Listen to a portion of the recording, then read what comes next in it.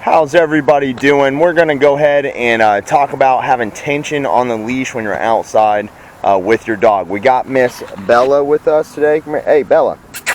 There you go. We got Miss Bella with us today. And if you see how we're standing, sit. If you see the leash is loose right there. You see how the leash is?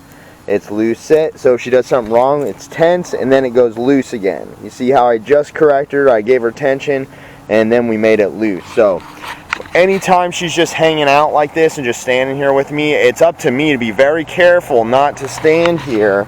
I shouldn't be standing here with tension like this on the leash. Okay, some people, their instinct is to stand this way because they're so used to the dog moving. We want the dog sitting like this with no pressure on the collar.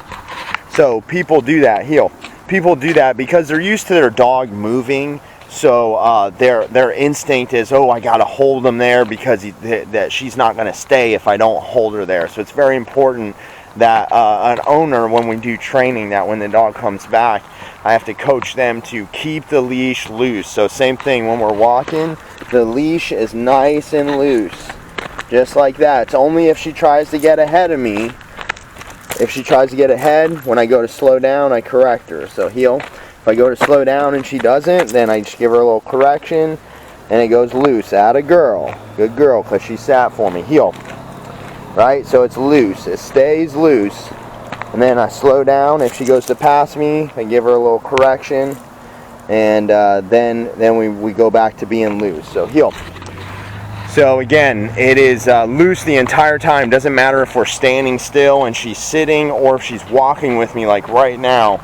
The leash must remain loose, and it's up to the owner. Even if the dog, so if the dog pulls, then you kind of did it too late. The dog's already ahead of you. So the whole goal is for me to correct Miss Bella before she gets ahead of me. So if she starts to speed up, once I feel that, I don't want to stare down at her. I want to feel it.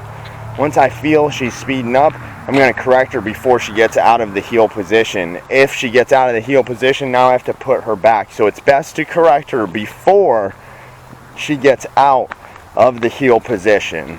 So make sure when you're walking your dog, there's no tension on the leash, except for if when you're trying to correct your dog, there should be a split second of tension. Then it should go back to being loose, just like this. Sit. Good girl. See, she even stopped.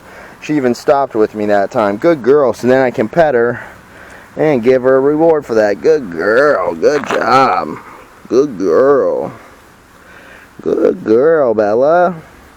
That's a good sit. Good girl. Sit. So when I'm standing here, the leash is always loose. Don't let your dog get used to tension on the leash. Always keep it loose, and it's going to help them immensely. That's the mistake owners make with training collars, is there's always tension on the leash. You have to show the dog in a way they trust, understand, and respect how to use the tool.